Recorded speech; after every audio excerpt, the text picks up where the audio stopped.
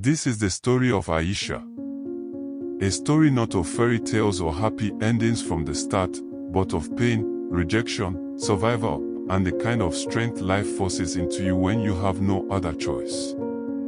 Aisha was just 16 when her world turned upside down. She grew up in a modest home, the eldest of 3 children. Her father, a strict and respected man in their neighborhood, believed deeply in discipline and family honor. Her mother, more quiet, more reserved, often followed his lead without question. Like many girls her age, Aisha had dreams. She wanted to be a nurse one day. She would stay up late after finishing chores, studying under the dim light of a kerosene lamp, her school notes spread across the floor. She believed in the power of education, and she believed that one day, she'd make something of herself. But life had other plans. In school, Aisha met David. He was older, more experienced, and had a charm that made her feel noticed, important, special. Their friendship began innocently, notes passed in class, quick conversations after school. But as time went on, the line between friendship and something more began to blur. It was her first love. And it came with a price. Months later, Aisha missed her period. Then another. The truth settled in like a dark cloud. She was pregnant. At first, she tried to hide it. But there's only so long you can wear baggy clothes and fake stomach pain.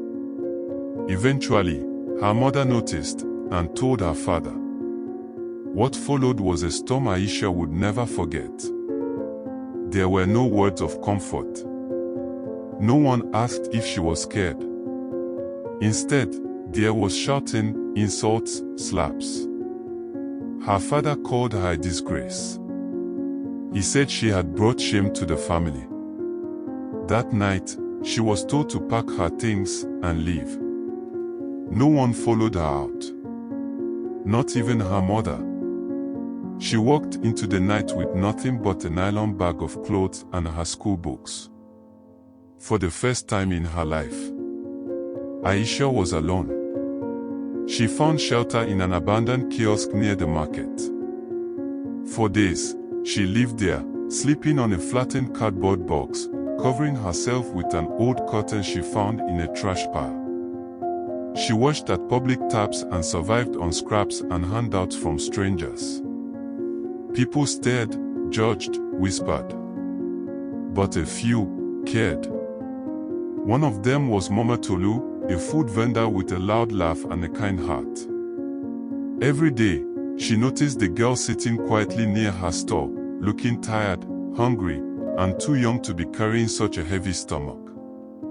One day, Mama Tolu called her over, gave her food, and listened. Aisha broke down in tears as she told her story. Mama Tolu didn't ask too many questions. She simply offered her a place to sleep and something warm to eat. It wasn't much, a small room at the back of her shop, a thin mattress on the floor, but for Aisha, it felt like the first act of kindness she'd received in months. Soon, Aisha gave birth to a baby boy. She named him Emmanuel. It means God is with us. But if God was with her, life still wasn't easy. There was no hospital bed, no father to cut the cord, no family around to hold her hand. Just pain and a newborn baby staring up at her, completely dependent on a girl who barely knew how to take care of herself. She worked during the day, cleaning shops, running errands, hawking pure water with her baby tied to her back. Some days she earned enough to eat. Other days, she didn't. There were nights when Emmanuel cried from hunger, and Aisha had nothing to give him. Nights when she cried silently, wondering if she'd made a mistake, if her life was already over. But deep inside, Aisha had something stronger than fear. She had hope. One day, while helping clean a shop, she saw a flyer for a free adult literacy program in her area. She applied, juggling classes in the evening and work during the day. It wasn't easy, but Aisha refused to give up. Later, one of her teachers introduced her to a local NGO that offered small scholarships for teenage mothers who wanted to return to school or learn a trade. Aisha wrote her story in a letter, honest, raw, and filled with desperation. She was accepted. She began nursing training. And though it took her longer than most, because she still had to work and raise a child, she kept going. Years passed. Aisha graduated with honors. She got a job as a community health nurse in a small clinic. It wasn't glamorous, but it was enough to pay rent for a one-bedroom apartment. Enough to enroll Emmanuel in school. Enough to breathe without fear.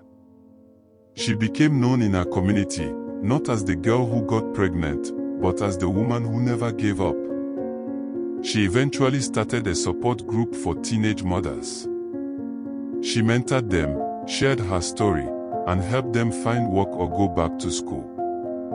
She even partnered with the same NGO that once helped her, giving back to others the way someone once gave to her. Today, Aisha is not rich, but she is fulfilled.